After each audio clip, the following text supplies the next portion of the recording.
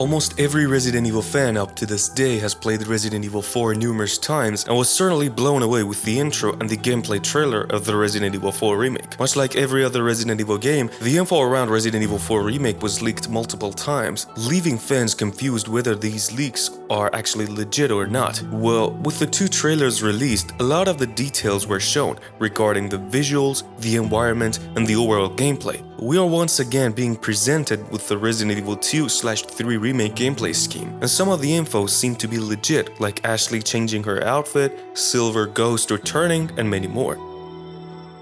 But there are still some questions not answered regarding the leaked info, whether if they're true or not. In this video we'll be analyzing the leaked info of Resident Evil 4 Remake to see if they're legit or not. So if you like Resident Evil content like this, then make sure to subscribe. With that being said, let's get into the video.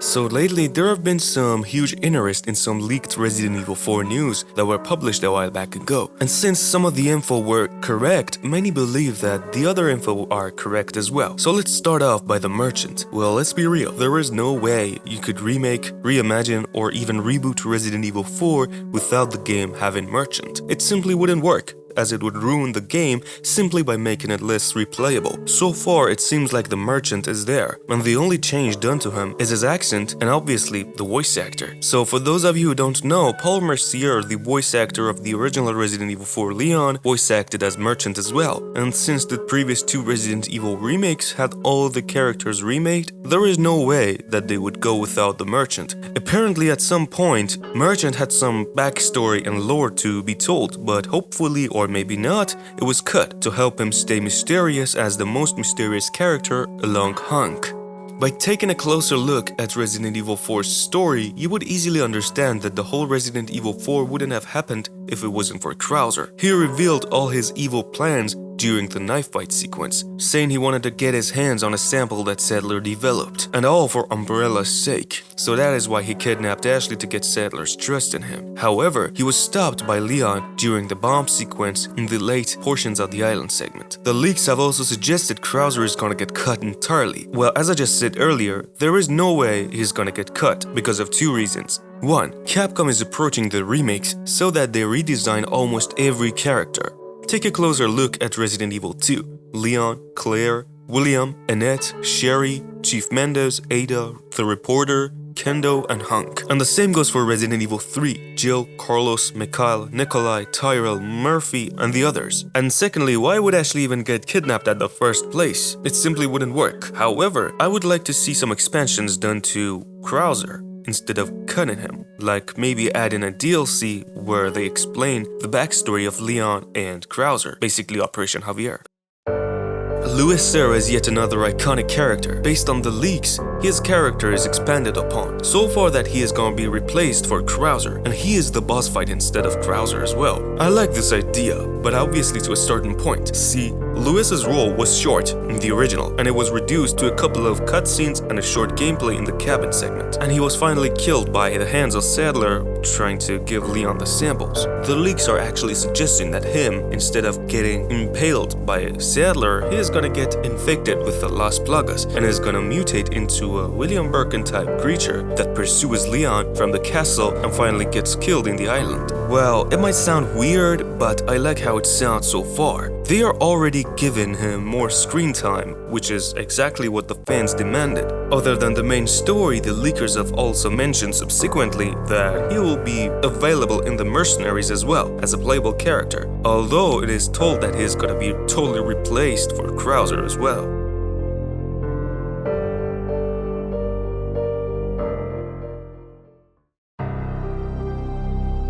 Back in the days, Resident Evil 4 was the first Resident Evil game to have an over-the-shoulder view, a new idea that came to Mikami's mind. And now with the recent remakes, it seems like Resident Evil 4 is going with the same approach as Resident Evil 3 Remake, where you're gonna be able to do some counterattacks, much like Carlos, and you still have the ability to kick and punch, just like the original. Along all of that, one thing that no one is talking about is crouch. In no Resident Evil game you were able to crouch. Well, technically you could slide and take cover, but you couldn't crouch as a third-person game. In Resident Evil 4 they are adding the system for what? To announce a stealth mechanic? Just to crouch? To get cover? Who knows? All we know apart from the official trailers is that we're gonna be having something similar to Resident Evil 3.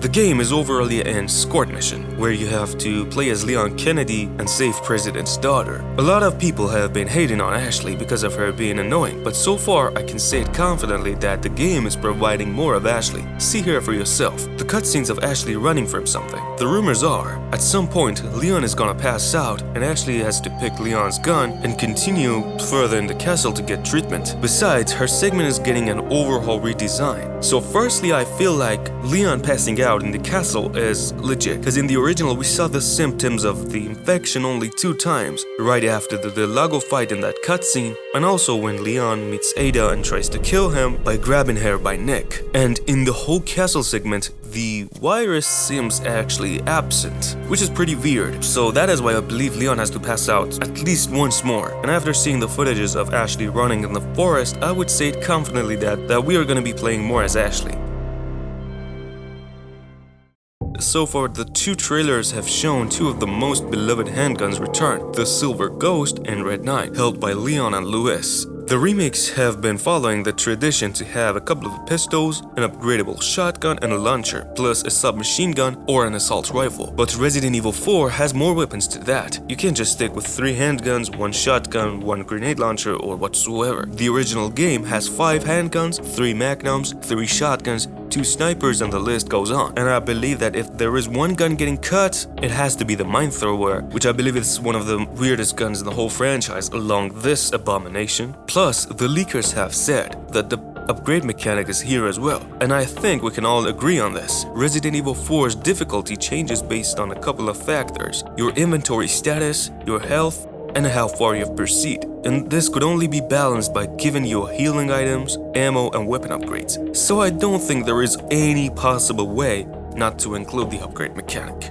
As to cutting some enemies, there have been some info regarding the Novistados getting cut. Well, Novistados are those flying creatures in the underground of the castle, let's say. The leakers say that they're gonna get cut entirely, and instead we're gonna be pursued by a creature that was imprisoned in the undergrounds for a long time, who was also infected with the original Plaga. Jester. She pursues Leon with a spear, and I don't know why, but I have a feeling that we're gonna be seeing something like Lisa Trevor. I don't know. This is where I'm gonna stop this video and ask you guys about this. What do you think about the Jester? Do you think cutting Novistados is a good thing? Anyway, if you have come so far and enjoyed this video, then please make sure to give this video a thumbs up and subscribe to the channel. I'm a Raccoon City survivor, and as always, thanks for watching.